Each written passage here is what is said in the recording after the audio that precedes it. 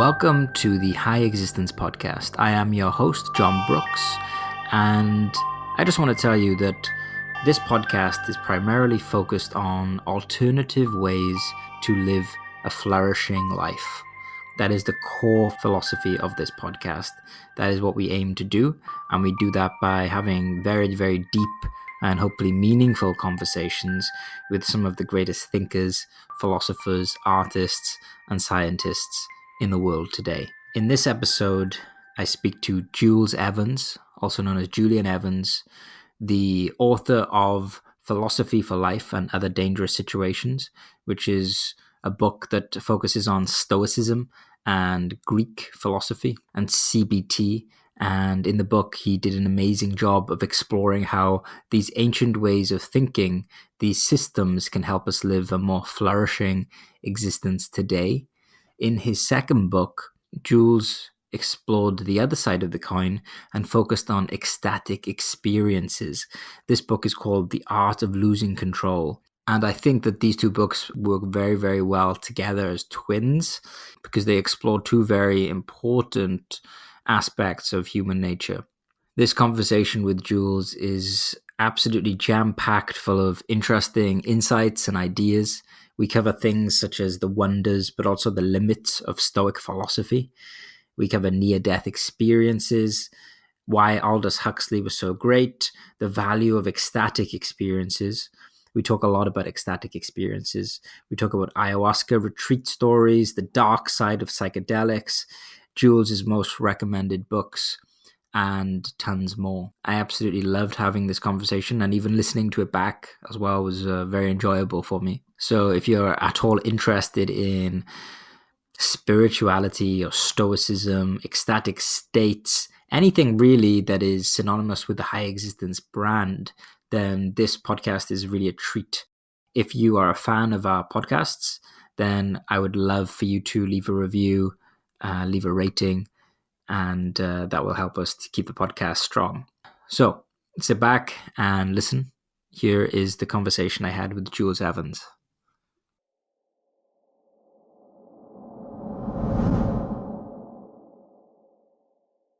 I want to start with your first book. You've written two books. Your first book, Philosophy for Life. What to you, it's a very big question, what to you is the point of philosophy? So I'm going to answer in terms of what it is for me. So the point of philosophy for me is to help myself and other beings flourish. Now, I'm not saying that has to be the point for everyone. So different people have different ideas of the goal of philosophy. But for me, that's the bit of philosophy I'm most interested in. So ideas and practices that can help beings flourish. And in your first book, you drew a lot from Socrates and the Stoics to help people flourish, as you say. Yeah, that's right. Have you found that other philosophers tend to be less interesting because they don't focus so much on that idea? I got into the Stoics and into Greek philosophy. They were just incredibly helpful to me when I was in my early 20s. So I had bad anxiety and actually I was diagnosed with post-traumatic stress after I'd been a bit reckless in my drug experimentation as a teenager. And I was helped initially by a type of therapy called cognitive behavioral therapy, CBT. That helped me to manage my anxiety. It began to heal me of my traumatic stress. And basically, I went to interview the psychologist who'd invented these types of who'd invented cognitive therapy. It was two American psychologists, Albert Ellis and Aaron Beck. I actually did the last ever interview with Albert Ellis before he died in 2007. I interviewed him. He was in a hospital in New York. He was 92. But they both told me that their main inspiration for cognitive therapy was Stoicism. So that's what got me into Greek philosophy. So in my 20s, I spent a lot of time reading the Stoics, but also Plato and Aristotle, Epicurus, Cicero, and for all of these Greek and Roman philosophers, they thought of philosophy as something incredibly practical, as a kind of therapy for the emotions. So, like Socrates said, I teach my students how to take care of their soul, and that's where the word psychotherapy comes from. It comes from the Greek for care of the soul.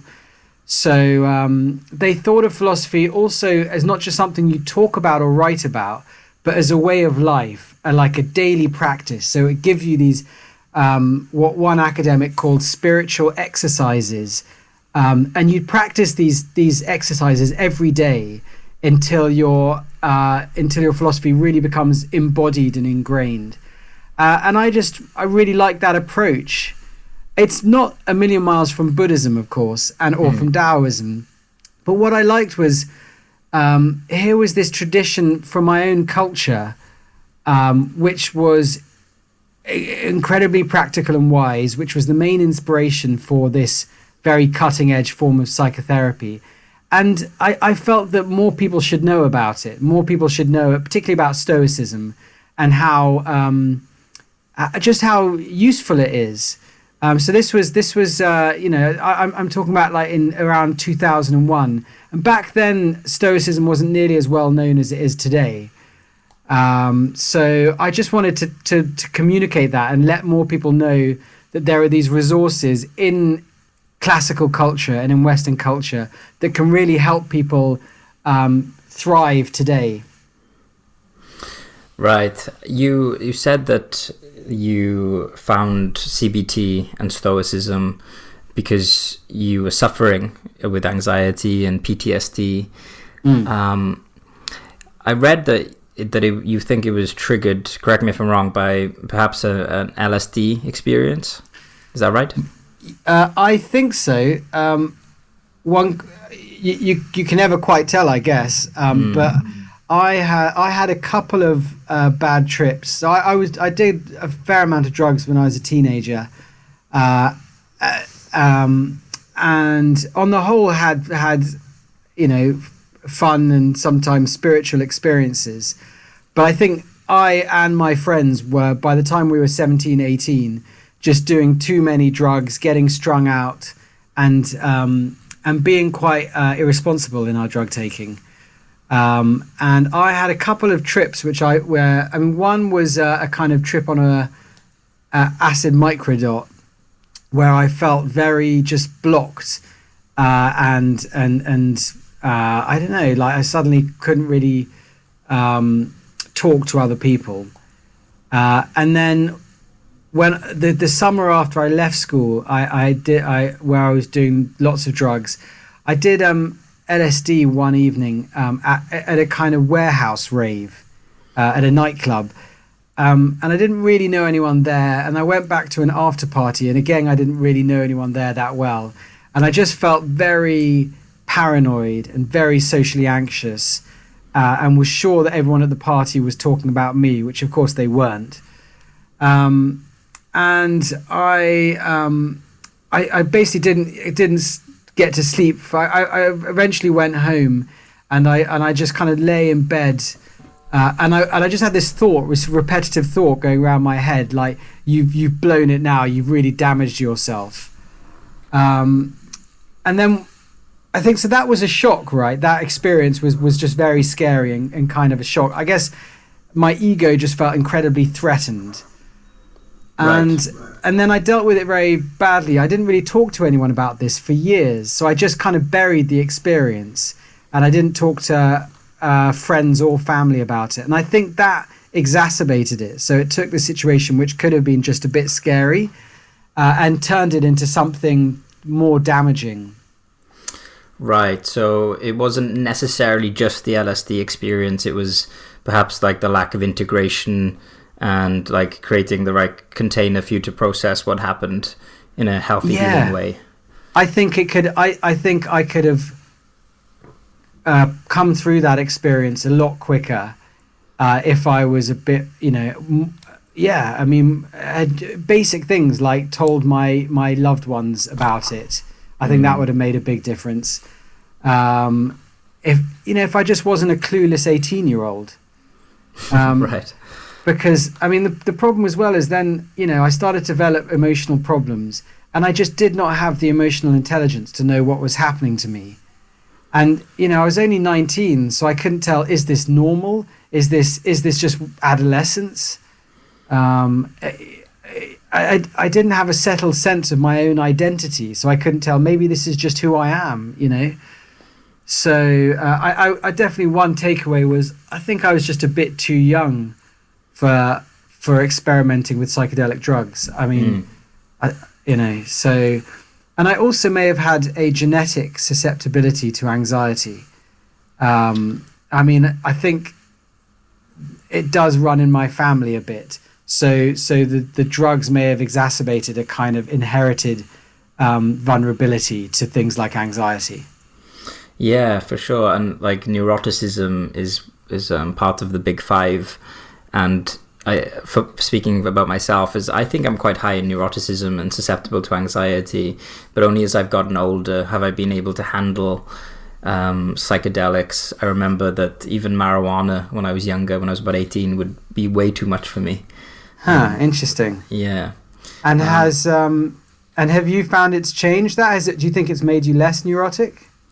I'm 29 now, and after like meditating and being interested in philosophy and Stoicism, these types of practices, I've found that I can cope a lot better with anxiety. And I recently did a personality test, and I scored 34th percentile for neuroticism. Okay. Which puts me a little bit below average, but I think I would have been above average when I was 18. Yeah.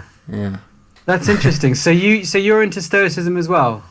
I am into Stoicism, yeah. Yeah. Sorry. Go on. Yeah, you go on, John. Well, I found it to be really useful in kind of combination with meditation and Buddhism. And the reason I found Stoicism, kind of like you, and I think many people, they find these types of philosophies of life because they're suffering in some way. Yeah. And I was awaiting jaw surgery, and I was terrified.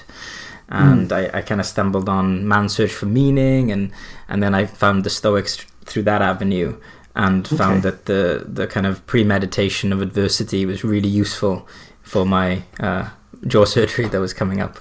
Wow. So the premeditation, I mean, like, that's a technique where you imagine the worst that could happen. Yeah. And some people find it helpful. So did you imagine the worst that could happen with your jaw surgery? I mean, like, I suppose what was the worst that could happen is you die in the surgery, I guess. Yeah. So I didn't I wasn't coming at it like from like a very academic perspective. I kind of did my own version of it. So I learned the concept. And then what I did is I researched other people who had been through worse than I had. Like burn victims. And then I meditated in being in the same situation as them. And then in comparison, my situation felt a lot lighter. That's very interesting. Yeah. Well, likewise, I found Stoicism really helpful for anxiety, for managing anxiety. Like I said, I had bad social anxiety, and I realized eventually that I was fixating on something beyond my control, as in other people's opinion of me. Right. And there's this big emphasis on Stoicism that all externals are beyond your complete control. And they're all subject to change, and they're all a little bit kind of just subject to fortune, and they just rise and fall. And they're not really, according to the Stoics, they're a bit morally indifferent. So you could, the main thing is to focus on what's in your control, which is your own beliefs and values, and accept what's beyond your control. And that was massively helpful for me. I realized that if I tied my self-worth to other people's approval, it would be a bit like pegging your currency to the Ecuadorian, peso or something. or like it's always going to be volatile because public opinion is always just volatile. I mean, it's just going up or down. So you're never going to be master of yourself. You're always going to be the slave of circumstances and the slave of fortune. Like if someone reacts to you positively, or maybe reacts to something you've said or written positively, then your self-esteem spikes. But as soon as someone reacts negatively or doesn't react much at all, then your self-esteem plummets. And I think there's a lot of that in the age of social media. Young people will tie their self-worth to how many likes they get on Instagram, for example. Right. So Stoicism really helped me to think about, to kind of take back control, and learn to focus on what was in my control, like my own thoughts, my own beliefs, my own values, rather than fixating on what's beyond my control. I think paranoia, the literal translation of paranoia, is to be beside yourself. You're living outside of yourself in the opinions of others.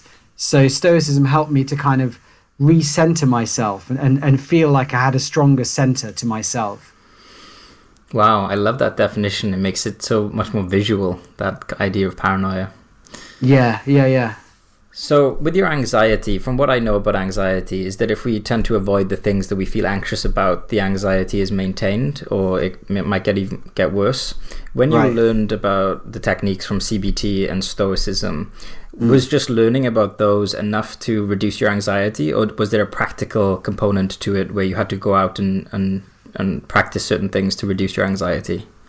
Oh, there is definitely a practical side to it. Yeah, I mean, so there is in cognitive behavioral therapy. That's the behavioral bit, and there very much is in Stoicism too. Like Epictetus, who was this great Stoic philosopher in Rome in the 1st century AD, he said, "You may be very fluent in the lecture room, but go out into the street and you're miserably shipwrecked."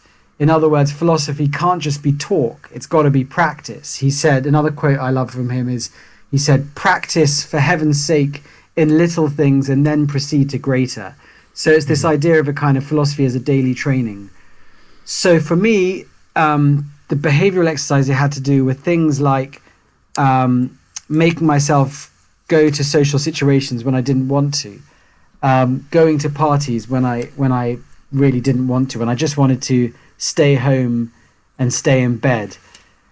So sometimes CBT involves like challenging your instincts. So your depressive instincts are saying, "Oh, what's the point? Just stay at home. It'll be a disaster. It won't be any fun." And you're kind of like saying, "Look, I'm just gonna, as an exercise, I'm just gonna go to the to this party and see what it's like." And then when you're at the party, of course, you just want to hide in the corner or check your phone. And you're like, right, I'm gonna start some conversations, even if these conversations are disastrously awkward. That's okay. Just I'm gonna say I'm gonna start 5 conversations at this party, and then I can go home.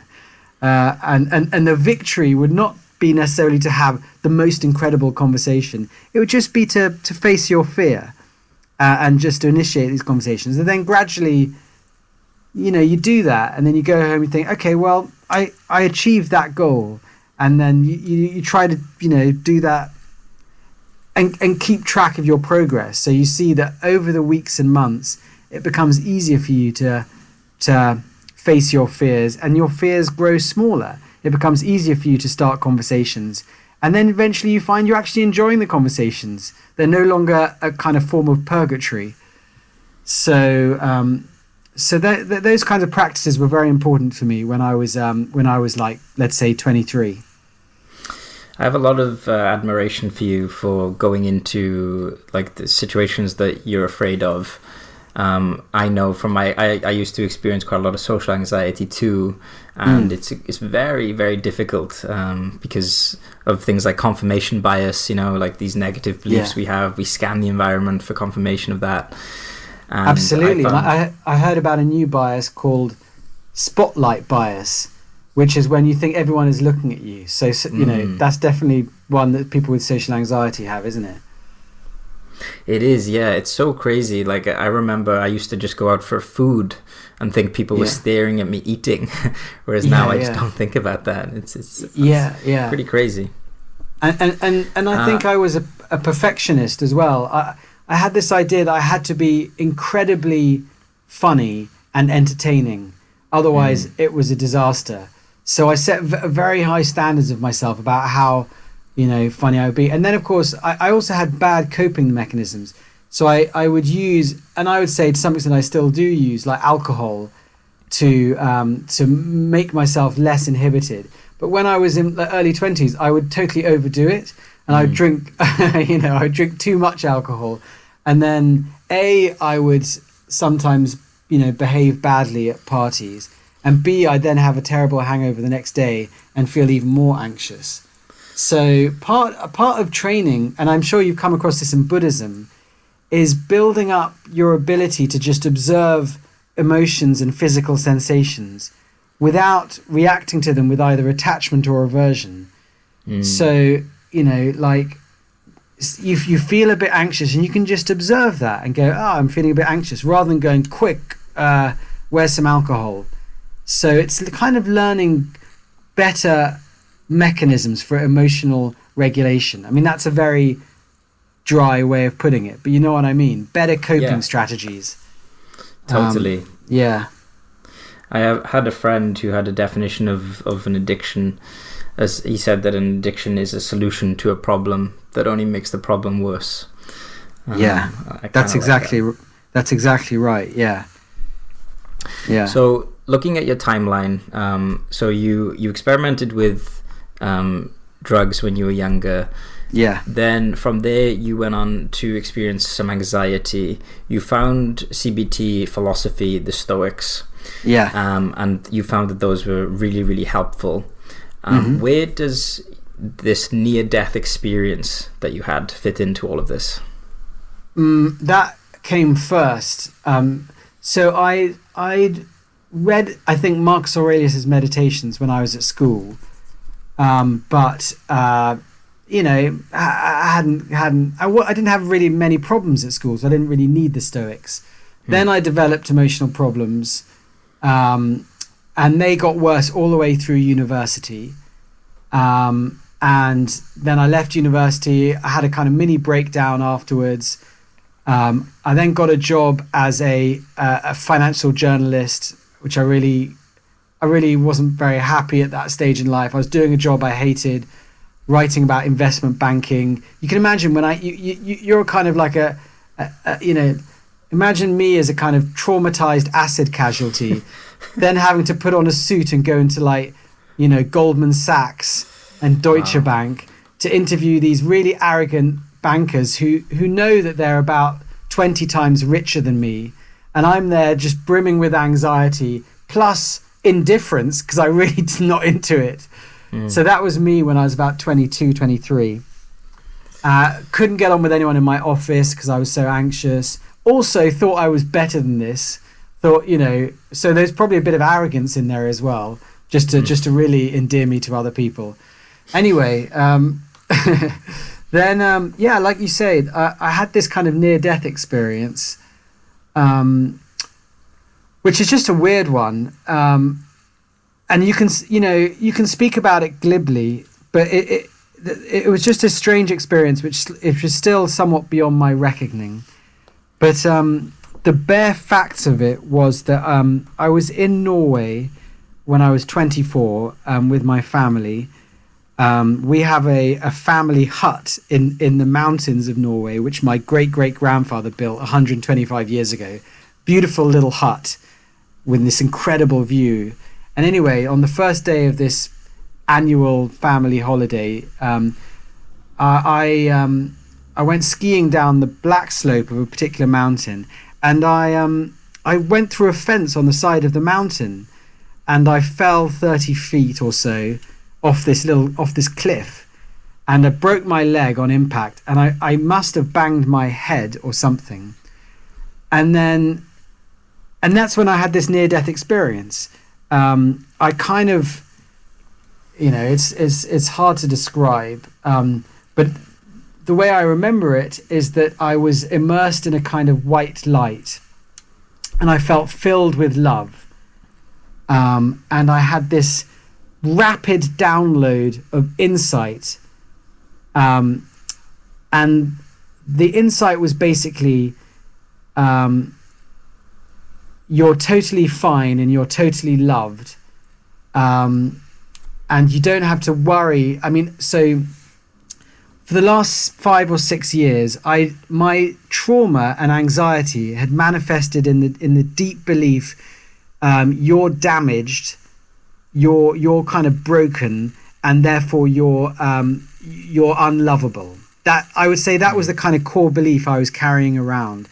And in this near-death experience, I had this sudden insight, or I received this information that I was absolutely fine, and I was absolutely kind of,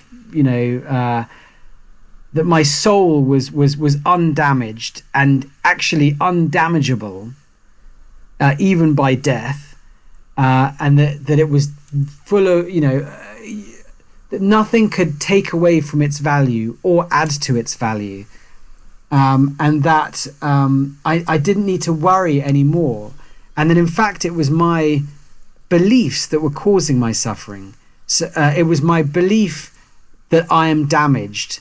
That was what was causing my suffering, and that actually I could just let go of that belief and kind of trust in myself, trust in this, this infinite treasure of my soul.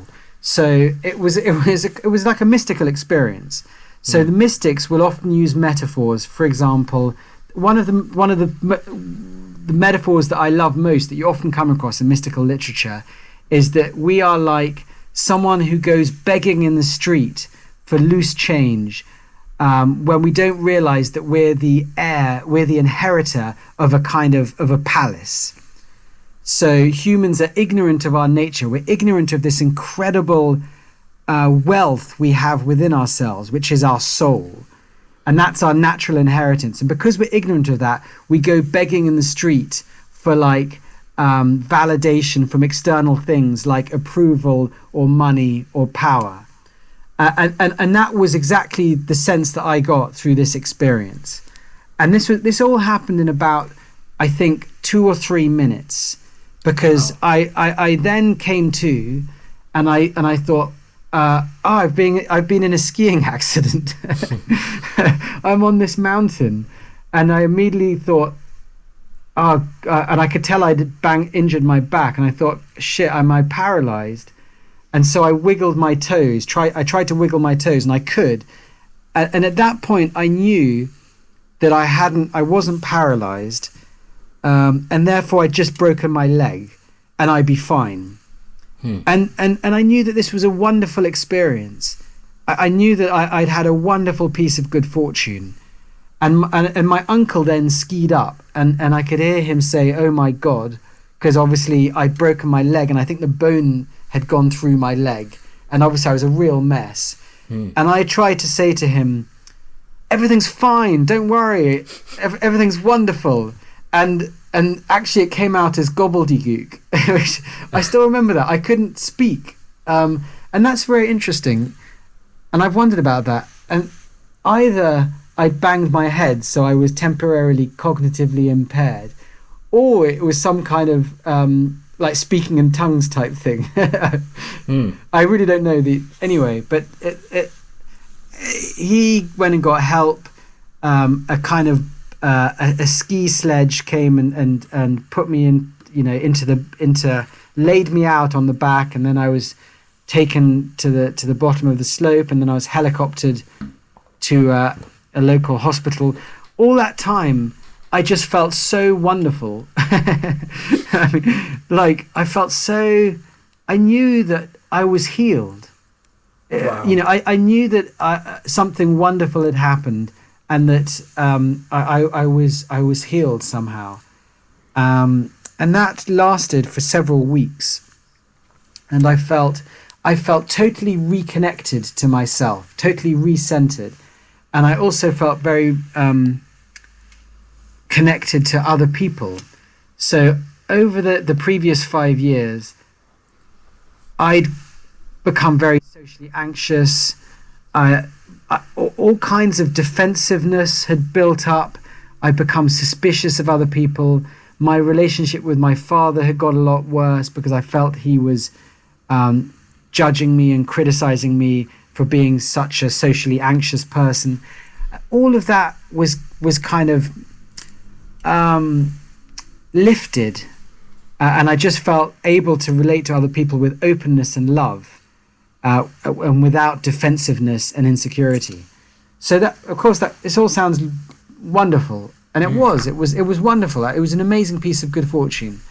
But the interesting thing is that this epiphany, this spiritual high, did fade over the coming months, and the old habits of anxiety and neurosis and depression, to some extent, came back.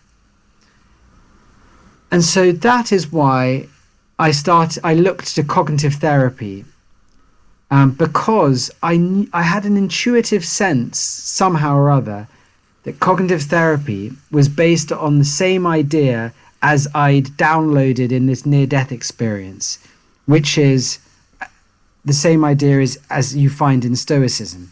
In other words, emotional problems come from your habitual beliefs. So I knew that I needed cognitive therapy to take my new beliefs, my wise beliefs, and turn them into new habits, and also to weaken my old habits of anxiety and depression. Do you get what I'm saying? Yeah, I get what you're saying. So the kind of epiphany had given me these new beliefs, this insight into a wiser way of being, but I needed practices to ingrain them and turn this epiphany into new habits. And that was where cognitive therapy and Stoicism were really helpful. Because Stoicism is based on this idea of, being true to the God within you, being true to the spark of the divine logos that's within you. So, a similar kind of thing to the insight that I've been given on my near-death experience.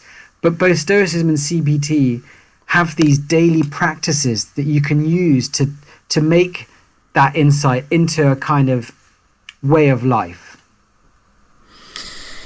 I love how that single experience seems to be not only a life-defining moment, but it actually captures both of your books really well, because you had a mystical experience, and the main idea that stemmed from this mystical experience was, like, I think you're saying that we need to challenge our thoughts, our thinking patterns, and that's what led you to Stoicism and CBT, which is a beautiful combination of the rational and the mystic. Yeah. So exactly, there was this mystical experience which was deeply liberating for me, but then I needed rational, ethical practices to, in the words of the writer, the great theologian Houston Smith, the challenge is to turn altered states into altered traits. So that near-death experience was like an altered state, but I needed Stoicism and CBT and then later Buddhism to actually create altered traits, to turn those insights into new habits. And this leads me to the question I wanted to ask you about your second book, The Art of Losing Control. Do you think that, I wanted to ask you specifically why you used the word art, and do you think that there is truly an art to losing control? Well, so first of all, I guess some of your listeners won't know what the book's about. So, I mean, just to back up before I come back to that question,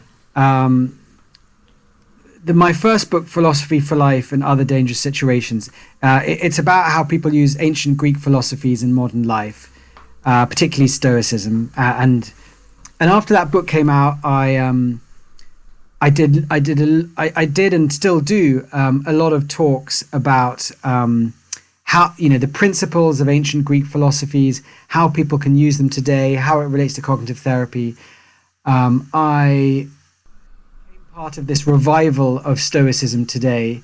I organized the first gathering of Stoics for 2,000 years. That was back in 2010, or maybe it might be 2011. Wow. There was only 10 of us, but we that was in San Diego. It was sun, sand, surf, and Stoicism. And then in 2013, there was a group called Modern Stoicism started, and I was a part of that. And we started to do something called Live Like a Stoic for a week. We organized a big conference called Stoicon, which now happens every year. So I and colleagues and people like Ryan Holiday and Massimo Pigliucci and William Irvine, we were part of this revival of Stoicism, and people like yourselves coming across Stoicism as well. So Stoicism went from being a very, very, very niche thing to something that people are much more familiar with today. So there was this big revival of Stoicism, and you see Stoicism being used by entrepreneurs a lot. It's become very popular in Silicon Valley. It's become very popular in professional sports. I worked with a rugby team, Saracens, taught them Stoic ideas. I did Stoic workshops at Arsenal Football Club. Ryan Holiday's done Stoic workshops at the New England Patriots. But speaking personally, by about 2013, I still think Stoicism is extremely useful and helpful. I felt that it wasn't the whole story, and that Greek philosophy can be rather rational and rather individualist, and that it misses out some important aspects of human nature. I felt that it missed out the ecstatic. It was very much about self-control and using your reason to improve yourself. And it missed out those kinds of moments of mystical or self-transcendent experience, where something shifts in your consciousness, and you often open up to non-rational aspects of your consciousness. And I knew from my near-death experience that those kinds of experiences could be incredibly healing. And I also felt that Stoicism lacked obviously it lacked authentic community. There aren't Stoic churches you can go to. It lacked leaders that I could learn from, teachers and guides. And I think Stoicism lacked a bit of an emphasis on kind of love. I think it can be very rationalistic, and often I think our problems are around love and feeling love for ourselves and feeling love for other beings. So I think it's a bit lacking in that. So I started to research my second book, The Art of Losing Control, which is basically about ecstatic experiences and how people find them in modern Western culture, and when they're good for you and when they're bad for you. So having written my first book about the Socratic approach to healing, as in Greek philosophy and rationality, my second book was about this other side of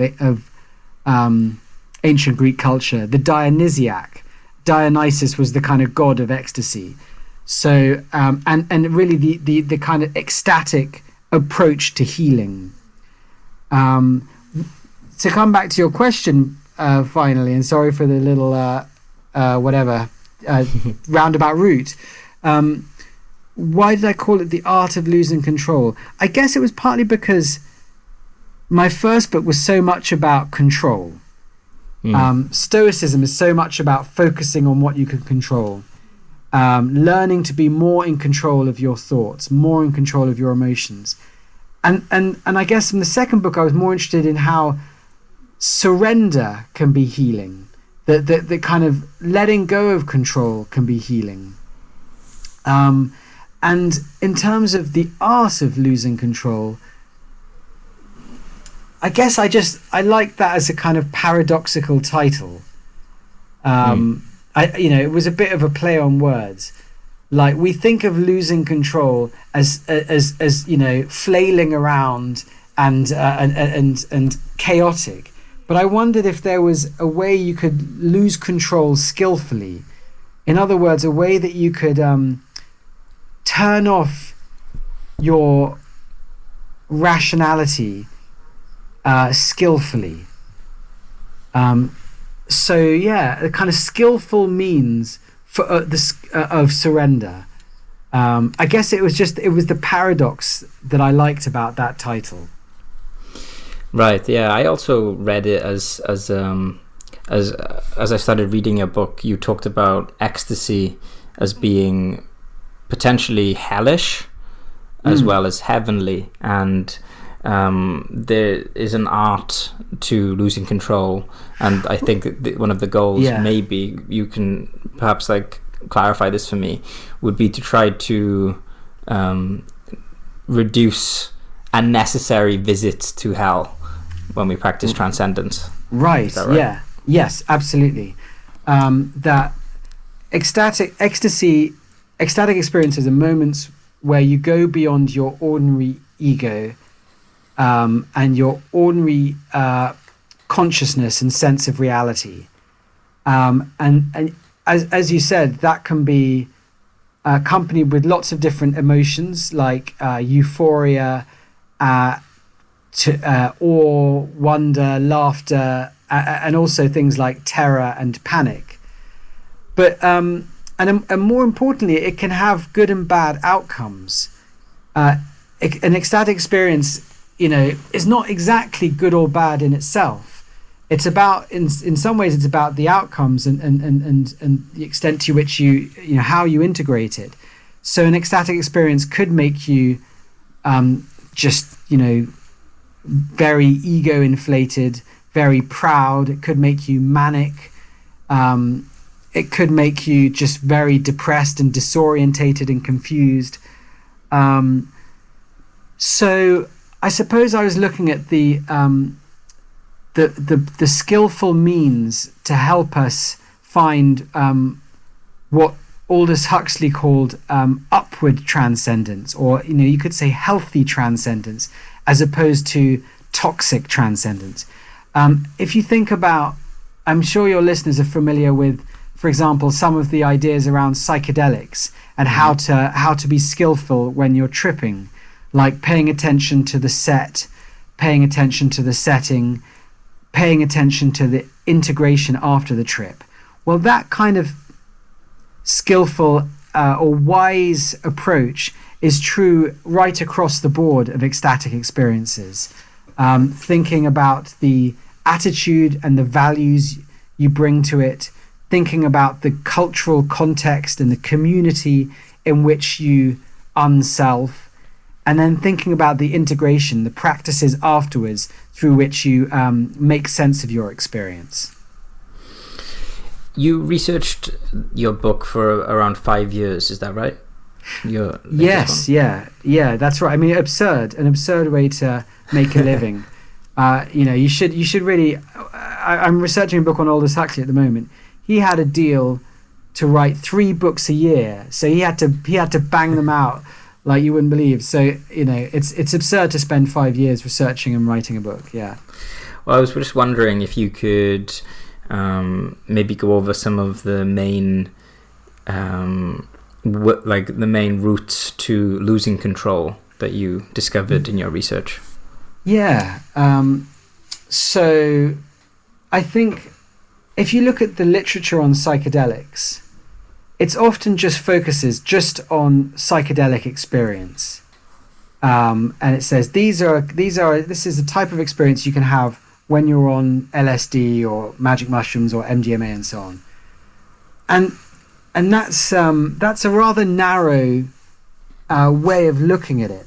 In fact, people have similar kinds of ecstatic experience in lots of different domains, so in lots of different fields of human activity.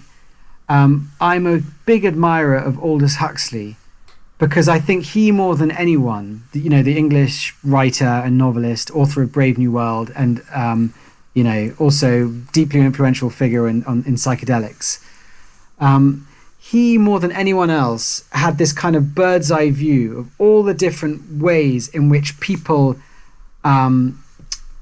get out of their heads and go beyond their ordinary egos. So that could be things like, at the most basic, booze, right? Booze is the most basic way that people in Western culture get out of their heads. We do it every day, or every week, certainly. I mean, some of us every day, and you're kind of, you feel a bit tense or stressed and a bit stuck in your head, you're stuck in your ruminating ego, and you want to shift your consciousness. And the easiest way to do that is with a pint of beer or a glass of wine, and then your body relaxes and your mind stops racing around, and you've kind of, so Huxley would call that a very shallow form of self-transcendence. But it's very important. And if you suddenly banned alcohol, a large proportion of the population would go mad or take to armed revolution.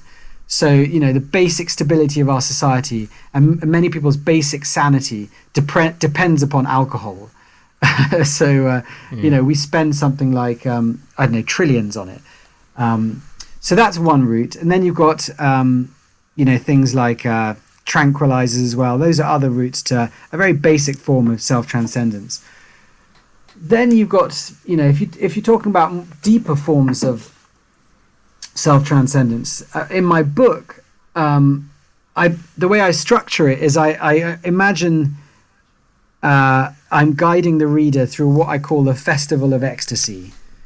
And each different chapter is a different zone of this festival. So I start off by talking about spontaneous spiritual experiences, which are basically moments when you're just going through your day and suddenly you have some remarkable epiphany, and it's completely unexpected and it comes out of nowhere.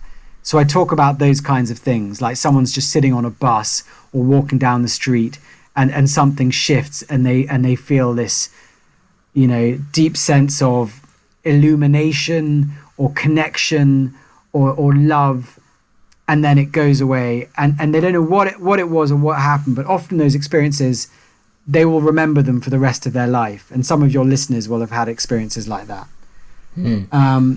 I then talk about experiences in churches. So I went and joined a kind of neo-Pentecostal Christian church. I actually joined it for about 2 years, and during my research I became a Christian. I thought maybe this is what I'm looking for, and it wasn't. It turned out, but I talk about the idea, how Christian cultures and how churches make sense of these kinds of experiences. And they call them like Holy Spirit encounters with the Holy Spirit. So I talk about that. Then, of course, people have these kinds of experiences often through the arts and through music. So I talk about ecstatic experiences through things like cinema or art. Like, you go to a museum or an art gallery and you happen to stand in front of a painting and suddenly you have this extraordinary transcendent experience. Mm-hmm. Or people talked about, for example, they went to see Stanley Kubrick's 2001, and for some reason or other they had a spiritual experience which they never forgot. Or you can have people who read a certain poem or a certain book, and it just completely absorbs their consciousness and lifts them out of their ordinary reality, and they never forget it. It might be like reading Keats or a certain Shakespeare play or something. Of course, for many of us, music is one of our most important avenues to transcendent experience, and that's why we love it, and we remember the particular concert or the particular rave we went to and just how we felt when that song played, and we're surrounded by our friends, and maybe we're on MDMA, and it just is. It's just a kind of, it transports us. It takes us out of our ordinary reality and shifts us to a more kind of enchanted place and a more deeply connected place. So if our ordinary ego reality is, we feel rather separate and stuck in ourselves and stuck in these loops of rumination, sometimes we can be transported out of that reality to a much deeper sense of connection to the people around us, maybe connection to the festival audience, maybe connection to the band, maybe even connection to, the universe. So obviously music has become a kind of alternative to religion for many people in modern Western post-religious culture. And something like a concert or a rave has become a kind of alternative ritual which we can use to get out of ourselves, a kind of alternative ceremony which can guide us to transcendent experience. And then in later chapters, I look at psychedelics, of course, and a lot of the new kind of psychedelic research that's come out in the last 10 years. I look at meditation, and I went on things like Buddhist retreats, and how often people have transcendent experiences on retreats. Like you go on a retreat for a week or 10 days or a month, and it's quite common to have very trippy experiences on these kind of retreats, and they can be wonderful and they can also be very painful. And then finally I looked at ecstatic experiences through nature and through violence and war. Many people come back from war and they report that during fighting they had kind of near-death experiences where they felt incredibly alive, and their consciousness was so intensified that it was basically an ecstatic experience. And before the modern era, one of the most common routes to ecstasy for humans was like hunting, and it was fighting and war. And of course we've become in some ways a post-militaristic society now, so it would be rather shameful to say, God, I love fighting, and God, there's nothing better than beating someone else up or killing an animal. But actually for thousands and thousands of years, that was one of the most ecstatic activities for human beings.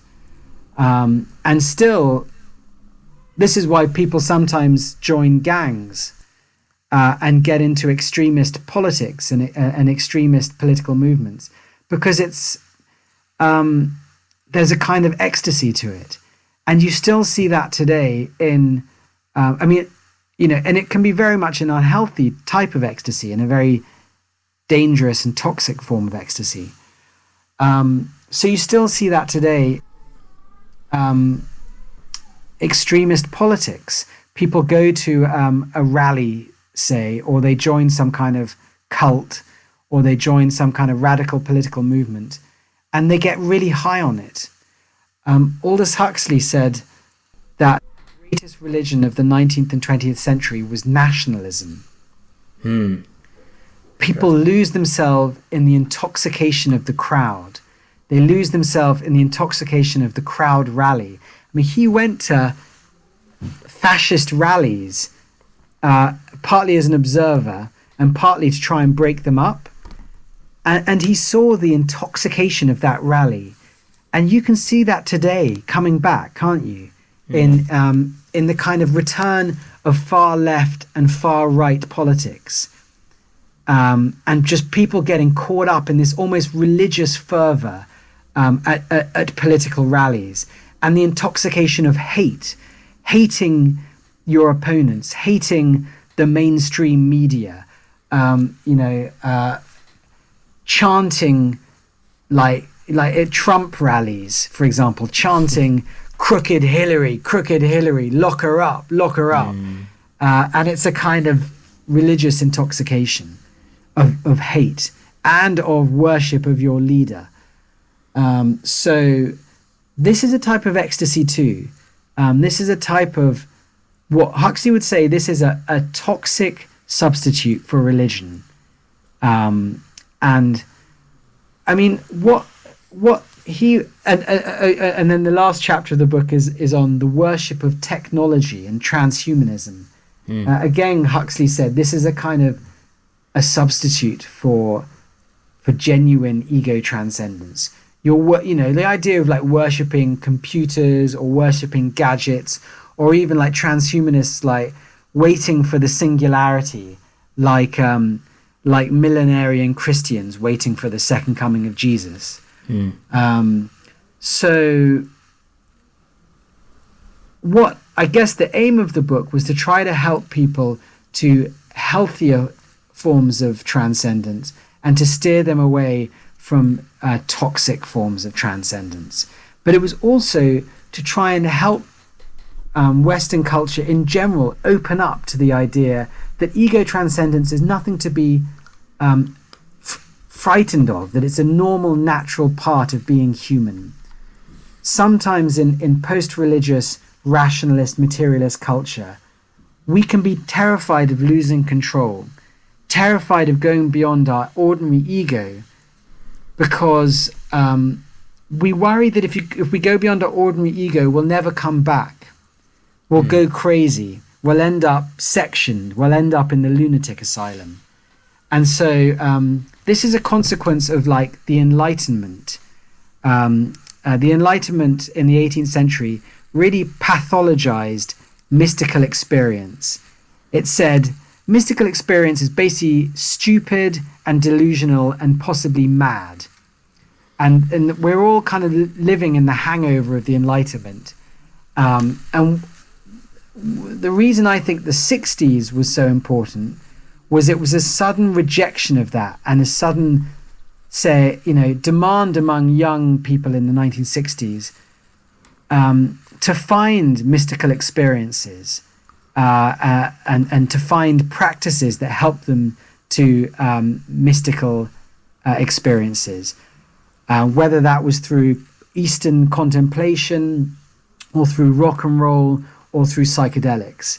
And we in our own era are kind of coming to terms with that crazy explosion of the 1960s and trying to find if the 1960s was like an attempt to like storm heaven, to like take heaven by storm, we're trying to have a more gradual kind of revolution, not that kind of sudden, right, let's make everyone in America take LSD, which, like the Timothy Leary approach, and instead to like have a more gradual, careful reform rather than that instant revolution. But the aim is the same, to try and help people go beyond their egos and open up to self-transcendence and to a richer and deeper view of who we are, what our nature is, and what is the nature of reality. So that's the goal, to my mind. When you just said that many of us find going beyond our ego terrifying, it seems like, as someone who's from the UK, I hear that and I'm like, yeah, of course it is. Of course it's terrifying. But of course there are cultures that don't have that default response to going beyond the ego. So why do you think that it might be part of our culture to be terrified of going beyond our ego and having ecstatic experiences? Right. I mean, that's a really good question. Why is our culture particularly afraid of going beyond the ego? And that's where, I mean, I try to approach that in my book from a historical point of view. You have to, go look at our culture and try to trace back the steps to see how we went from a culture were we always like this? No. If you look at ancient Greek and Roman culture, they had a sense of the value of ecstasy. So if you look at ancient Greek philosophers like Aristotle or Plato, they knew that ecstasy could be dangerous, that you could go mad, but they also thought that ecstasy was a kind of natural part of human experience and could sometimes be the most wonderful, the most significant part of human experience. Likewise, in the Middle Ages, again, you had the sense that ecstatic experience could be dangerous, but it could also be deeply meaningful and wonderful. So according to medieval Christians, if you suddenly had an ecstatic experience, it could be one of three things. It could be just your own psychology. It could be demonic possession, or it could be divine inspiration. But it was a bit risky if you admitted to having a mystical experience in the Middle Ages, particularly if you're a woman. You could either be laughed at, or you could be canonized as a saint and recognized as a kind of mystic, which would actually give you a kind of authority and power. Or you could be burnt at the stake, like Joan of Arc, or like other female mystics. So it was a bit risky, but nonetheless, they recognized that ecstasy was a natural human thing.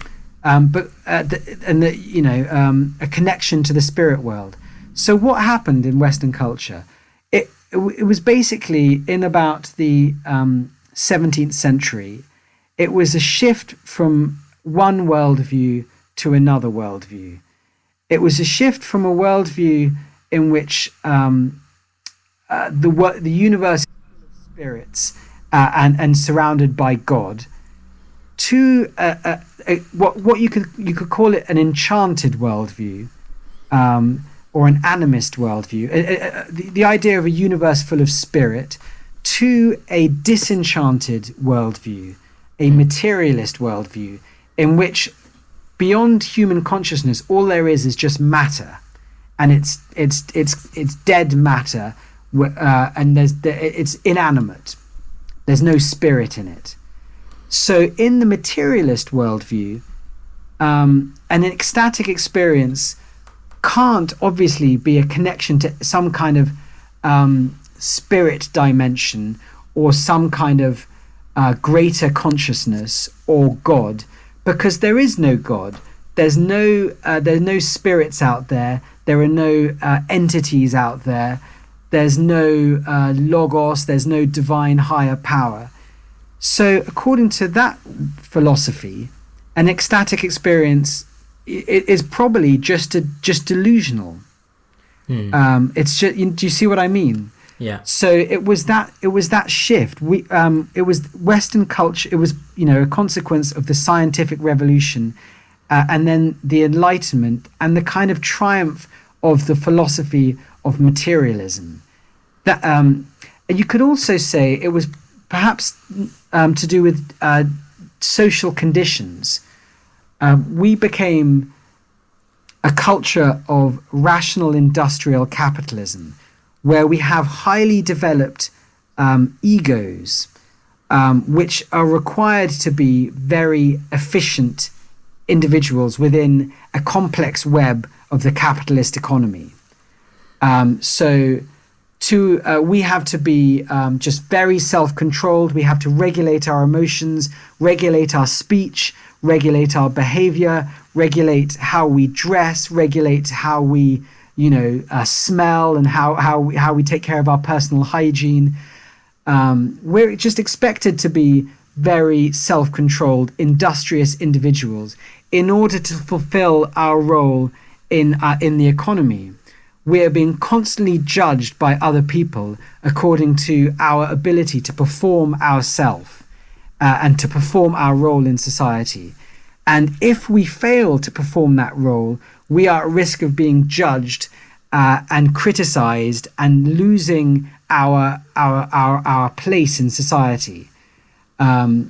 So all of that creates a tremendous pressure to be self-controlled and to manage our ego. As a result of that, we become worried, if I go beyond my ego, What if people laugh at me? What if I'm no longer able to fulfill my social and economic function on Monday morning? If I go and take mushrooms on Saturday night, what if I haven't come down by the time of my business meeting on Monday morning? Wouldn't it be awful? I could lose my job. I could lose my funding. I could lose my standing in society. And then I might be, what would it, if I then got sectioned, then people might think I was psychotic. And then, then I'd be on the kind of rubbish dump of Western capitalism. So we have a terror of psychosis. And we also live in a health system where if you have a kind of slightly messy spiritual awakening, what the psychologist Stanislav Grof called a spiritual emergency, and if you go to a psychologist or a psychiatrist, they might have zero sympathy and zero understanding of what you're going through. They might say, "Oh, right, you're just having a psychotic episode, and that's because you're bipolar, or that's because you're schizophrenic, and that's a lifelong condition. So get used to it. You're going to be. We're going to section you for a month or so. We're going to give you these hardcore psychotropic medicines. You should take them for the rest of your life. That's it." And stop talking about being in connection with the universe and being a spiritually awakened person. Those are just symptoms of your medical condition. So within that kind of culture, you can see why we are, quite afraid of mystical experiences. Yeah. Because over the last 300 years, they have been pathologized. They've been reframed as a mental illness by the philosophy of materialism, and by materialist psychiatry. And you can see why there's a taboo around spiritual experiences. I mean, even when I sometimes talk about these kinds of experiences, like on, say, BBC Radio 4, it felt a bit mad talking about it, because it felt so outside mainstream British culture, and I kind of thought, am I sounding mad here? And that's because mainstream British culture, let's say mainstream Western culture, moves between such a narrow spectrum of consciousness and of human experience. It's so narrow what's considered normal. And so anything beyond that is considered a bit weird. But actually, I would say what's actually normal and natural human functioning is a broader spectrum than we admit and than we discuss in mainstream culture, certainly in mainstream intellectual culture, certainly in mainstream academic culture. So, but even when I remember when going on Radio 4 or Radio 3 and talking about my book, I would sometimes feel a bit like, am I breaking a taboo here? Is this sounding a bit bonkers? So, that was a long answer to your question. I apologize, John, but no, so it was a wonderful answer. Thank you. Well, so you get the idea. It was a historical shift. Really from an enchanted worldview to a materialist worldview. And as a result, there's this taboo in our culture.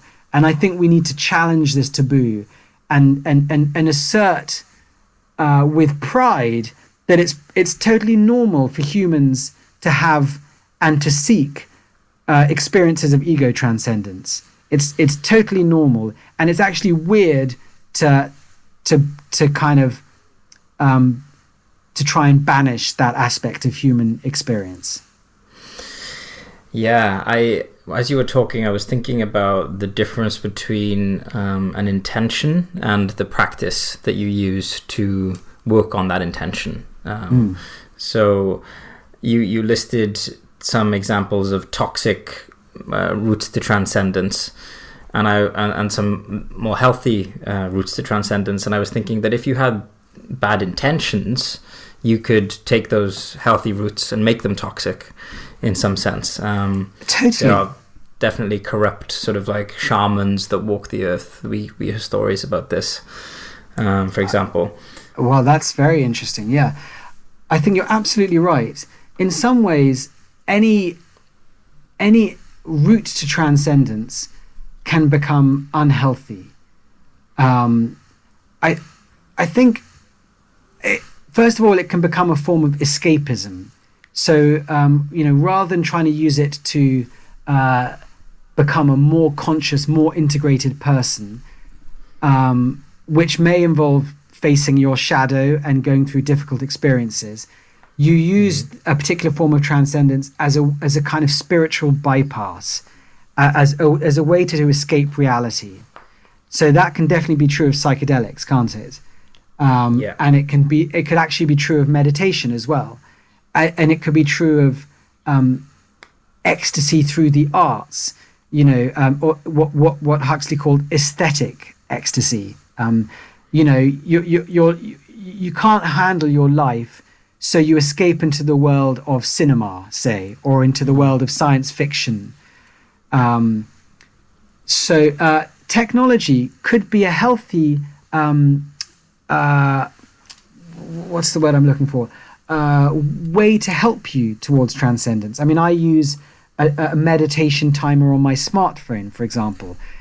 So that's an example of, or let's say you could use virtual reality or lights or anything like that as a means to help you to mystical experience. But technology could also be a kind of false idol, an end in itself. So rather than using it as a means to ego transcendence, you use it as a kind of false god which you worship. So I think Aldous Huxley said that every route to transcendence can be a route to, what he thought was the ultimate goal, which is self-realization, or it can become a false god. And I don't know if you've ever come across, for example, people in the psychedelic community who use psychedelics not as a means to deeper awareness, but as an end in themselves. And they end up kind of fetishizing psychedelic drugs and just banging on about them the whole time and kind of using them as a replacement for a personality. You know what I mean? Yeah. So I just read this great book called The Making of a Counterculture. Really interesting book in 1969 from an author called Theodore Roszak. And he says there is a risk in the 60s counterculture that people get fixated on psychedelics, and that instead of using psychedelics to open their mind, they end up getting narrowly fixated. Actually, psychedelics are closing their mind. So he quoted an article that he read in a kind of hippie newspaper, and it said, "Can one be an enlightened human without LSD? The answer is no. But don't worry, it's not just about LSD. There are actually 4 other psychedelic drugs you can use." So, I mean, this is what Timothy Leary started preaching, a kind of religion of LSD, where LSD was the only route, was the holy sacrament. And that's a bad intention and a bad practice. And you definitely see as well, not just in psychedelics, but in other ecstatic experiences, people have a spiritual experience and it just leads to ego inflation. They come away more vain and more proud and more self-regarding than they were before. So it actually hasn't helped them to get over their ego. It's actually inflated their ego. That's interesting. That is a definite risk on psychedelics. And in fact, I did an ayahuasca retreat after I'd finished my book. I didn't want to do it before I'd finished my book and before I'd done all the promotion for my book, in case it sent me crazy again. So I waited until I'd done all the publicity for The Art of Losing Control. And then I went to Peru and did an ayahuasca retreat. We did ayahuasca 5 times. And during one of the ceremonies, ayahuasca, the medicine would kind of, give one messages and almost like it would speak to you. as it were. The people in Shipibo Indians in the Amazon jungle say ayahuasca is a teacher, and it was like that. It was a bit like a kind of life coach, I found. And sometimes it would just give me this really ego-inflating messages, like it would say, you've got such a you're such a great writer. You've got so much to give the world, And I go, yes, I do. And I even at one point I had this vision of this kind of little cartoon snake, like holding a microphone to me, like in a press conference, and I'd be like, yes, I have so much to tell the world. And the facilitator after this ceremony said to me, the medicine will give you what you want. If you take ayahuasca with rather egotistical intentions, it will feed that. It will give you. It will actually respond to that.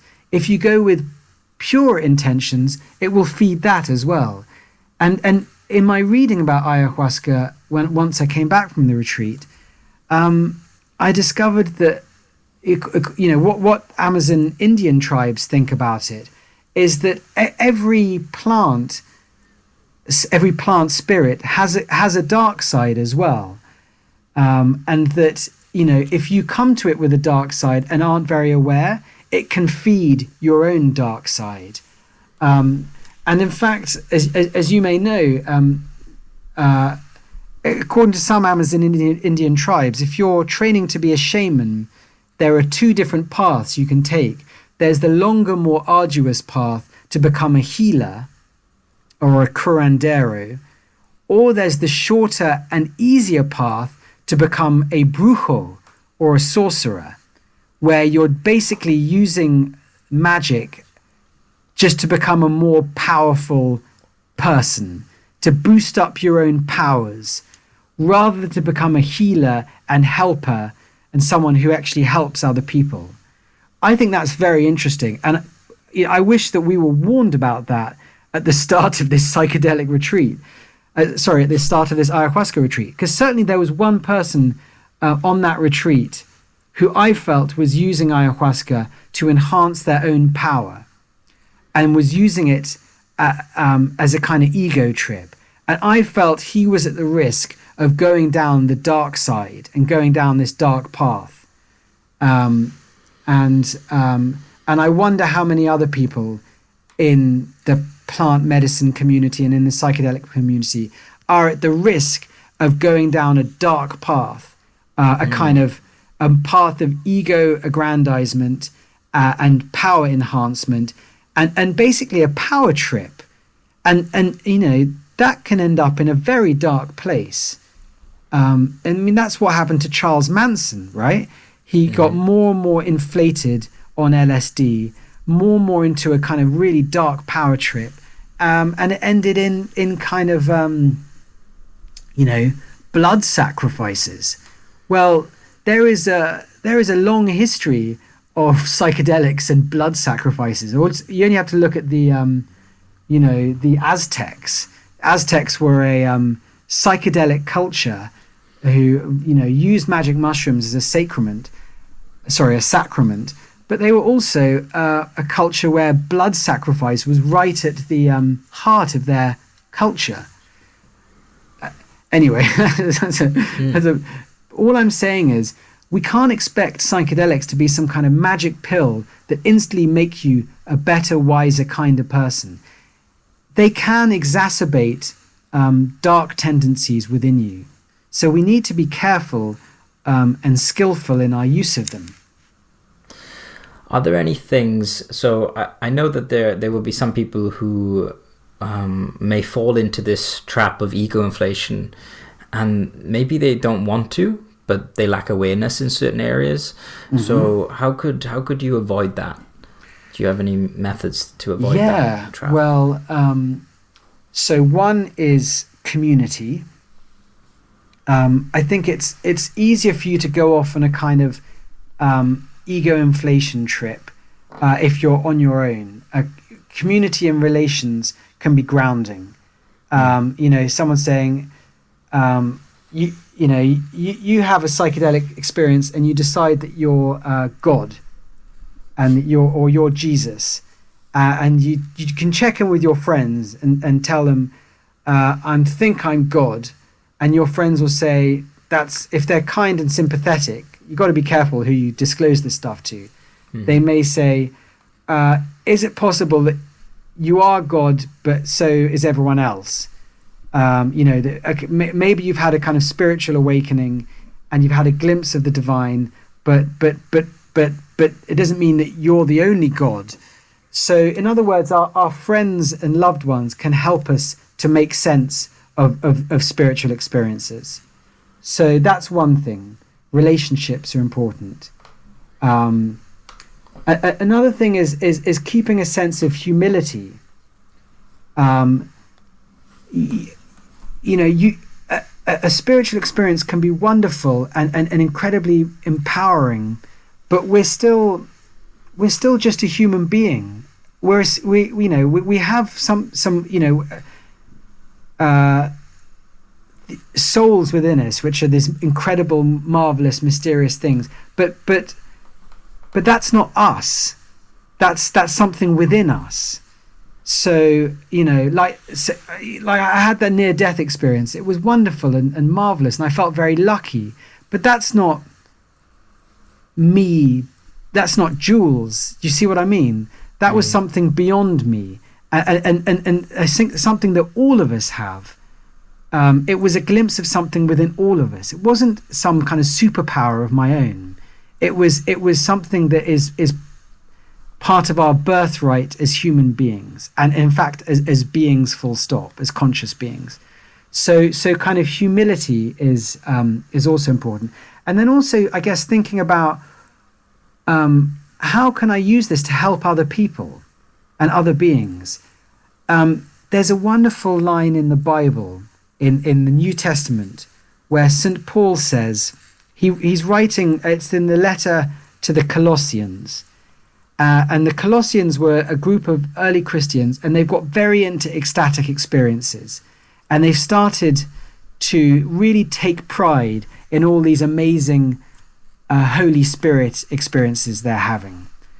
And St. Paul writes to them and says, all of those kinds of experiences are completely worthless unless they make you more loving. He says, if I have all these experiences and I have not love, then I'm just a clanging cymbal or a crashing gong. In other words, if you may be having the most extraordinary psychedelic experiences, you may be communicating with DMT entities, you may be, Mama Ayahuasca might be visiting you nightly, but if it's not making you a kinder person, then it's just a holiday. It's just a thrill. You might as well just be watching a movie. You might as well be watching Disney's Fantasia, because it's not making you a kinder person. It's not making you a more loving person. It might even be making you a worse person, because you're becoming a self-regarding, vain dick, who just thinks you're better than all the stupid people in the street who's never met Mama Ayahuasca or never talked to DMT entities. It's actually making you more of a dick then. Like the only value of ecstatic experiences is if they're making you a kinder, wiser person who is more able also to help other beings suffer less and flourish more. And by the by, you may become a kinder, wiser person and never have an ecstatic experience, and that's okay too. So you can think, like it's impossible to have a spiritual life if you've never done DMT, or it's impossible to have a spiritual life if you've never done mushrooms, or if you've never had an ecstatic experience. I've been to Christian churches, by the way, where they can also be just as hung up on ecstasy and say, you can't really know God or Jesus, and you can't really be a good Christian unless you've spoken in tongues, or unless you've had a Holy Spirit encounter. And then you get poor Christians thinking, oh shit, I've never had a Holy Spirit encounter. I've never spoken in tongues, so therefore Jesus doesn't love me and I'm not a real Christian. So you can have, to my mind, the goal of life is to become a kinder, wiser, more conscious being. And you can achieve that goal and never have an ecstatic experience. Yeah, you remind me of like I've read stories about Buddhist monks who in their later years outsiders visited them for some tea, for example. And the Buddhist master was very unassuming, but just very kind and welcoming and present. Nothing impressive. No list of accomplishments. And we can find people like this, everywhere as well. Just like amazing mothers, or just like really kind people who haven't experienced, these crazy ayahuasca retreats or meditation retreats. And then on the flip side, you can meet people who have got this big list of psychedelic credentials, but they are, as you said, like a bit of a dick because their ego is affected so much by it. Exactly. I mean, after writing The Art of Losing Control, whenever I found with both these books, when I finished them, I then kind of saw the limit of them. And so I finished the book on Stoicism, then saw the limits of Stoicism. And I finished the book on, it's called The Art of Losing Control, A Philosopher's Search for Ecstatic Experience. And I by the time I'd finished it, I realized, stop searching for ecstatic experiences. If you're doing spiritual practices, they just happen anyway. And they're kind of no big deal. And I got into this idea. It's a phrase from Alan Watts of no fuss spirituality. So experiences happen, ecstatic and boring, wonderful and terrifying. And the point is to try and just greet each experience without aversion, without running away screaming, and also without attachment, without holding on to it and going, God, I'm special because Mama Ayahuasca came and talked to me. I think in Tibetan Buddhism, and in fact in Buddhism in general, I really think they've got a very mature attitude to ecstatic experiences, which is don't be afraid of them. They happen naturally. They're part of human nature. They're part of waking up, but don't be attached to them. They're no big deal. I think I think it was in the story of Milarepa, the famous Tibetan monk, and he has all these extraordinary visionary experiences, and he goes to a teacher, and he says, I'm having these extraordinary visionary experiences. I'm seeing lights and colors, and my body's dissolving, and this, that, and the other. And his teacher says, these are just states of mind like any other. They're no big deal. And so that's a really useful attitude. Equanimity. Not having aversion and not having attachment, but just going, here it is, there it is. Because I think in our spiritual lives, we're going to have all kinds of experiences of profound joy and rapture, and experiences of profound suffering, and often just experiences of boredom, and they're all valuable. They're all just stages in the journey, and we should try not to pitch our tent in any particular experience and say, right, here's where I'm going to live forever, because it's a journey. We're always moving on and going kind of somewhere, hopefully deeper.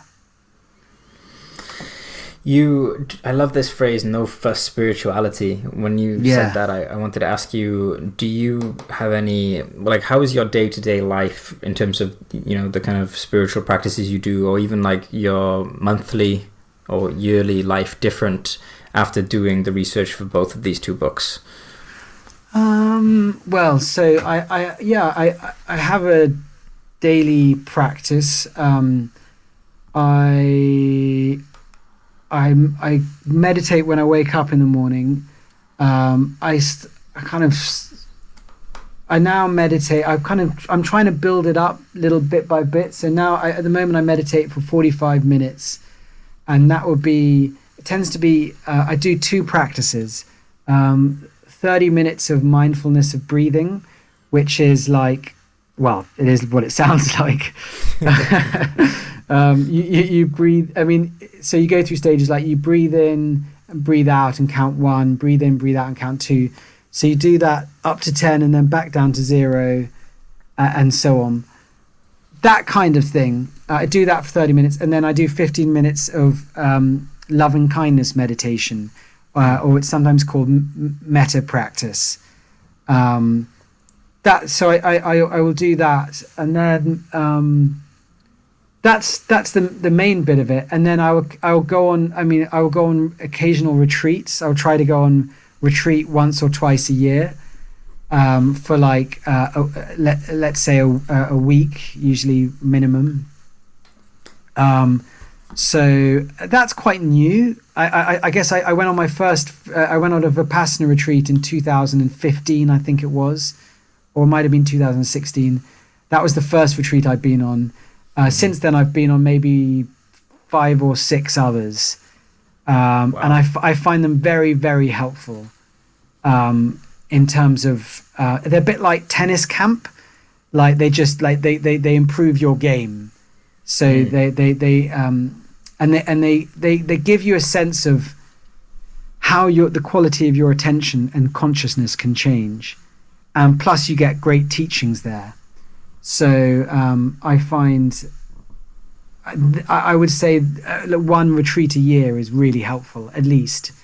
And then I try, you know, I would like to maybe do like one psychedelic experience a year. But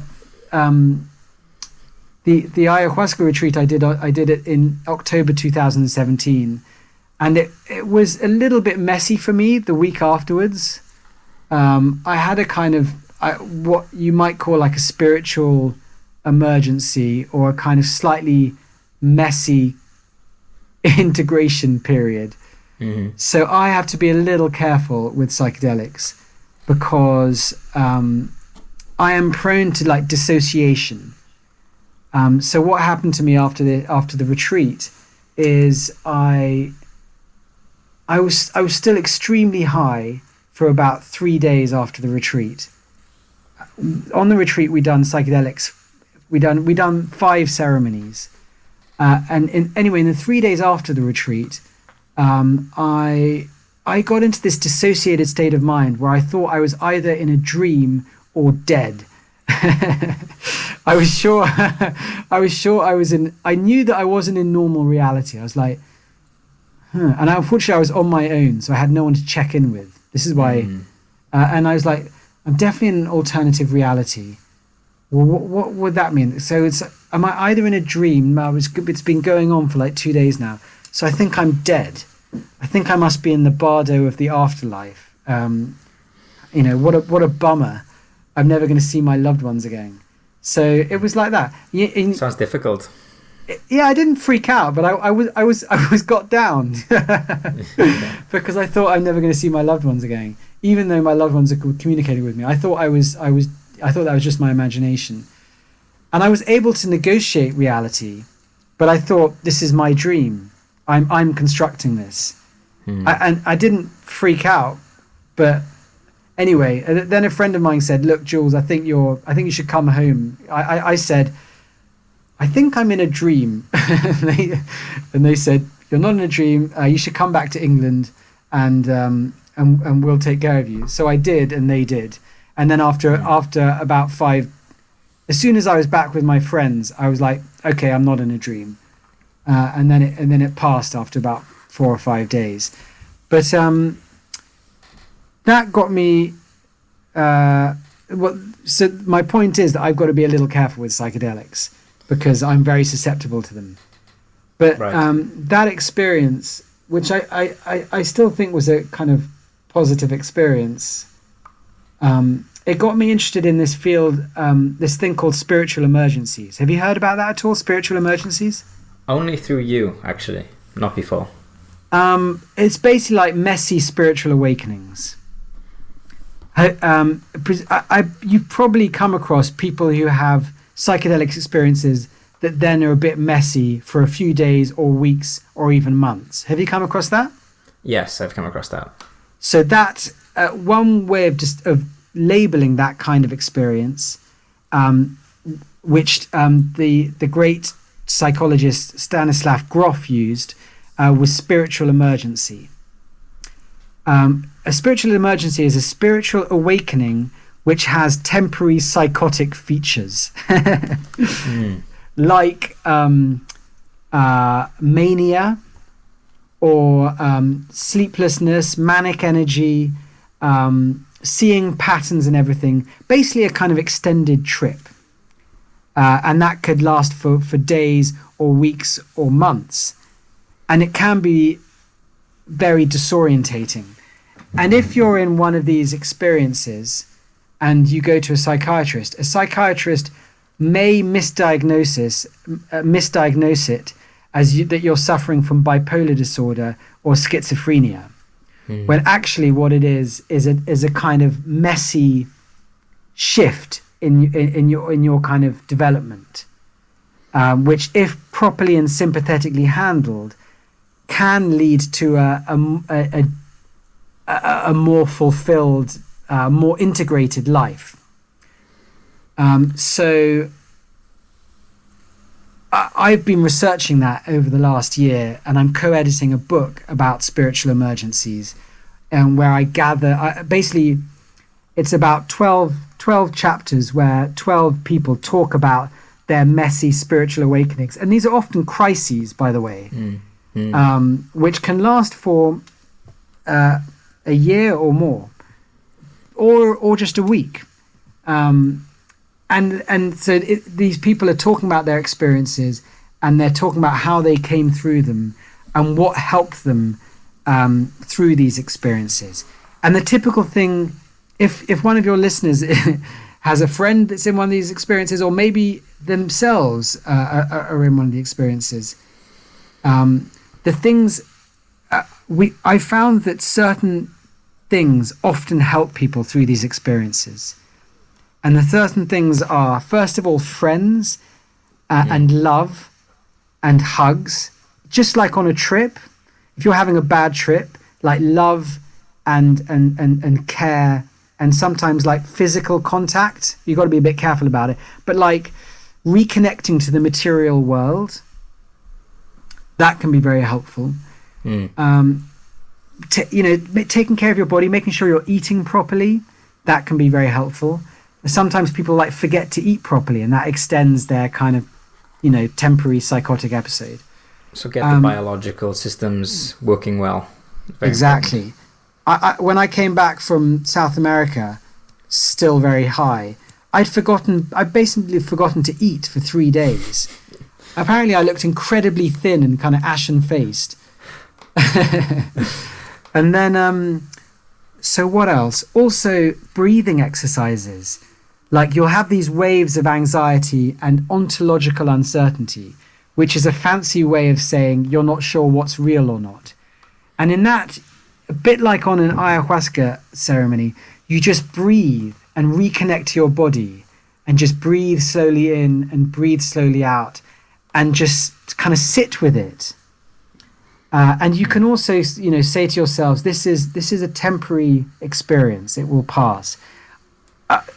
During both during the ayahuasca ceremony and in the week afterwards, I sometimes got this panicky thought: what if I'm like this forever? Yeah. Right? Like, for about a week after the ayahuasca ceremony, I struggled to understand conversations. I was okay in one-on-one talks, but if I was in group environments, I would sometimes think, fuck, I can't understand what people are on about. I can't understand what they're talking. I also struggle to read books, and I struggle to understand films. And suddenly I think, fuck, what if this is forever? And then, of course, that just made the anxiety far worse. So instead, I would remind myself of this classic Buddhist idea, this will pass. This is a temporary mental state, and it will pass. And I would breathe in and breathe out and just sit with the anxiety. And then it would pass, and it did pass. And now I can understand conversation again, and I can understand films and understand books again. It passed after a few days. But sometimes we can be in messy spiritual experiences which last a long time, and then that's a real challenge for us. But we can still do it. We can still say, this is temporary, it will pass. Breathe in, breathe out. So these kinds of things can help you through these kinds of spiritual emergencies. I was just reminded, so last year we did our first ever high existence retreat in Costa Rica, where we brought together people from all over the world, about 30 people, and we sort of combined all of the spiritual practices that we were interested in, like breath work and plant medicine and meditation and compassion and things. And then a few weeks later, the high existence team went to an ayahuasca retreat in Costa Rica. It was a four nights of drinking plant medicine, about a week long. And one of my friends, on the second ceremony night, while we were in the queue for the second cup of the medicine, one of the women there started to kind of freak out and shout out towards this like abusive entity who wasn't there, like as if she was shouting to like a past relationship. And this made my friend vomit because of the sort of toxicity that he felt. And then even like weeks, months later, if he encounters toxic people or violence or cruelty, he still has the need to want to purge. Wow. Which is very interesting. But with this has come like a really heightened sense of empathy that he has now. So it's an interesting thing. I don't know if you would consider that a spiritual emergency, but it's definitely was quite confusing at the time, most likely. Yeah, well, that's interesting. It reminds me of one of the people who writes a chapter in this book I'm co-editing. She's a therapist called Anna Beckman. She's a Gestalt therapist, and she talks about a kind of psycho-spiritual crisis she had when she was 20. And she said it felt like the collapse of a false self, the persona that she'd been carrying around as a teenager, and and a return to this kind of raw self underneath. And she also felt it made her far more sensitive, because she you know what I mean. We all carry around masks and this kind of persona, and sometimes these ecstatic experiences dissolve that mask. And yes, it can make you give you much more heightened sensitivity. I remember, it's interesting. During one ayahuasca ceremony, I suddenly thought, I'm psychic, which is quite typical of psychedelic experiences, by the way. And then I suddenly thought, oh my God, what if I can't turn this off? Like, what if I get like, being psychic means I'm psychotic and I can't switch off other people's thoughts. And that freaked me out quite a lot, and I asked one of the facilitators to come and just tell me it will pass. So he came over and he said, "Don't worry, Jules, it will pass," and that kind of calmed me down. But it's interesting, and I talked to one of the facilitators about the next day, and she said a lot of people go on psychedelic retreats and ayahuasca retreats, and they say, I'm an empath, or I'm a sensitive, as if this was something very special. And in fact, it was the same with me. I thought, oh my God, I'm psychic, that's special. And it was that feeling of being special that led to my insecurity, rather than actually, this is just it's a natural human thing to be sensitive and empathetic. But anyway, to go back to your point, yes, I think sometimes these experiences they do sharpen our sensitivity sometimes. If anyone's listening to this and wants more information on this, I recommend a book called Spiritual Emergency, edited by Stanislav Grof. It came out in 1980, and it's a wonderful collection of essays by R.D. Laing, Ram Dass, Jack Cornfield, all about this kind of this type of experience. And our book will come out later this year. It's going to be called Breaking Open: Navigating Spiritual Emergencies, co-edited by me and someone else. So that's coming out later this year.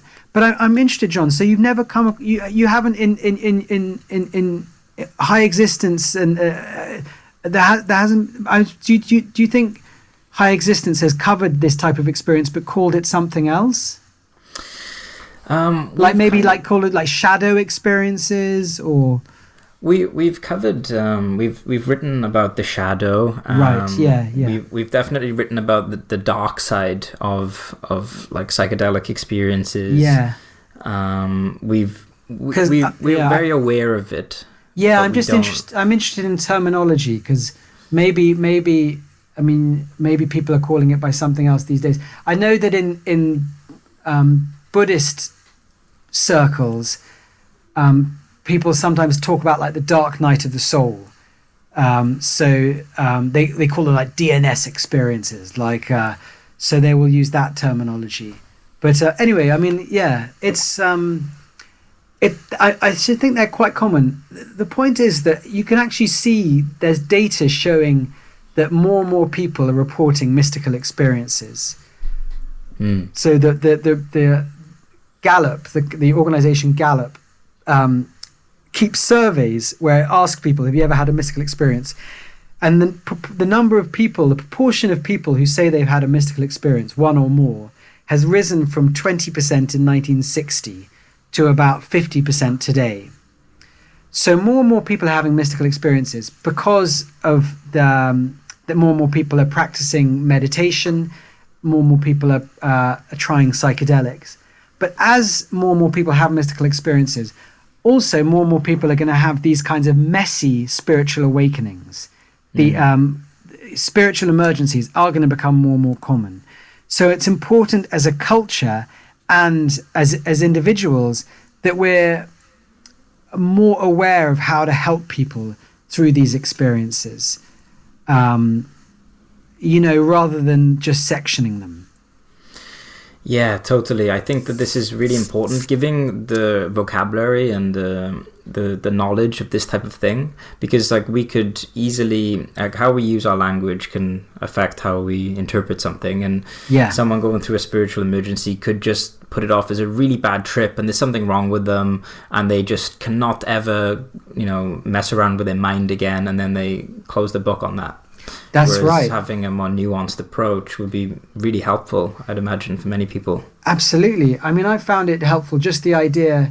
I think when I was a teenager, I thought trips always had to be just like fun and light and amusing. And then if anything difficult came up, I was like, I'm having a bad trip. Whilst, I mean, even just the phrase from Rick Doblin, difficult doesn't equal bad. Even if you're prepared that, you... Like certainly on ayahuasca, it's important to know that difficult, scary shadow experiences can be really important and more powerful and healing than an experience where you just giggle for 6 hours. Right. Totally. Yeah. You mentioned the book Spiritual Emergency. I was just wondering if during your research you found any other books that really resonated with you that you think our listeners might want to give a read? Oh, sure. So if you want a brilliant little introduction to Stoicism, my favorite books are Marcus Aurelius's Meditations and Epictetus's Discourses. I don't know if you can put a link on the page. Yeah, I can do that. So then... in terms of ecstatic experiences, the best books I've come across were The Varieties of Religious Experience by William James, and a book called Moksha by Aldous Huxley, which is a collection of his writings on ecstatic experiences. In terms of general spiritual wisdom, and the book that has helped me the most over the last 2 years is a book that I picked up at this place where I did ayahuasca, a place called the Temple of the Way of Light in the Amazon jungle. And in between one slightly scary ceremony and the next night's very scary ceremony, I picked up and read this book by a Tibetan Buddhist nun. She's actually American, but she's ordained into Tibetan Buddhism, called Pema Chodron. And it was a book called The Places That Scare You. And that book was hugely helpful to me that very night. it helped me to it was all these practices for cultivating loving kindness and using that to have the courage to face your shadow.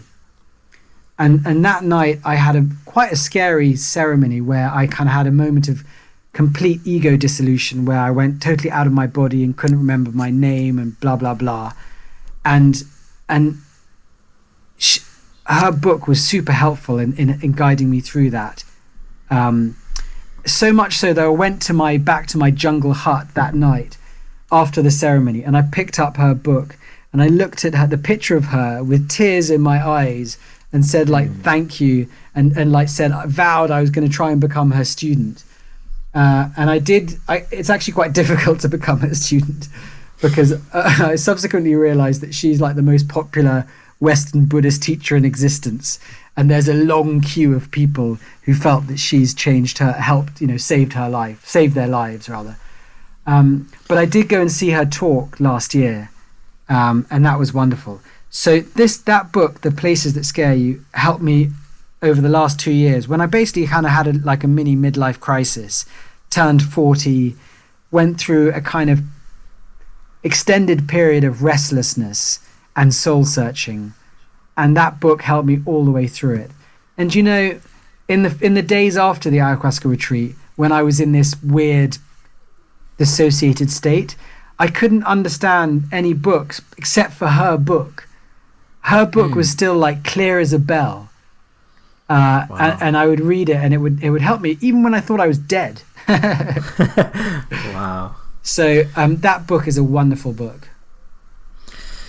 Wow, it must have been written from such a beautiful space when she put those words together, because there's obviously that a book is more than just words. There's there's this sub-communication that's coming through. There's so many different millions of potential frequencies that you could put sentences and paragraphs together. Yes.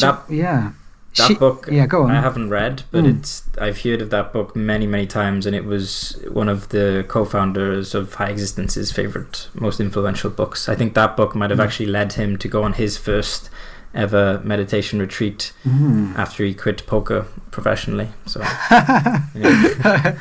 after he quit poker professionally, I wasn't expecting that sentence to end the way it did.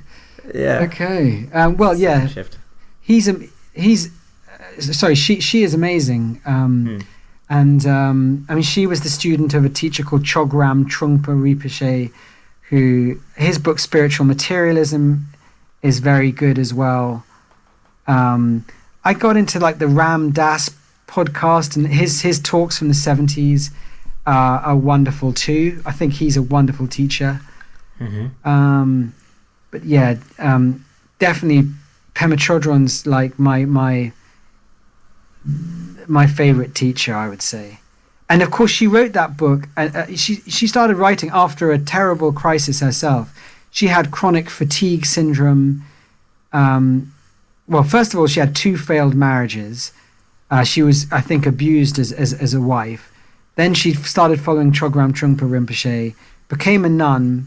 Then he died, and she developed chronic fatigue syndrome for 4 years. She had terrible panic attacks. So she wrote these books out of a real raw place. And I think that's why they have such authenticity and compassion, because she had to develop incredible compassion for herself when she was racked with panic and could barely function. And so that's why I think her teachings helped me, even when I didn't know if I was alive or dead. Wow, I did not know that. Yeah.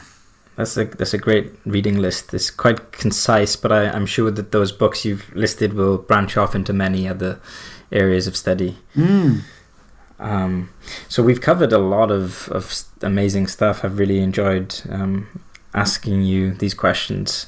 I hope that I can talk to you again when the next book that you are working on is released. Absolutely, John. It sounds like you have a great job. I mean, High Existence sounds a fun place to work, and your retreats as well. That sounds very rich. That sounds like I hope it's fulfilling. That sounds like a nice organization to work with, better than writing about investment banking. Yeah, I feel very, very grateful every day. And Yeah, I work with like people who are like brothers. We're all like on the same kind of path, and there's a lot of love in the team, which is great. that is wonderful. So I would love to keep in touch, and it sounds like we've had similar bits to our journeys. So yeah, it would be a pleasure to keep in touch. Just before you go, where can people find out more about you? Do you have any like websites or links that we can list? Yes, sure. My website is philosophyforlife.org. Okay. And there's a weekly newsletter which people can sign up for on that as well, which I heartily recommend people sign up for. And I've got a YouTube channel which it's not quite so actively updated, but there's quite a few talks and videos on there as well. Okay, great. I'll put the links for that in the article that comes with this podcast. Thank you very much for your time. Really, I've learned a lot, and I'm looking forward to diving deeper into these ideas. So thank you very much. My pleasure, John. It's been a fun conversation. I've enjoyed it.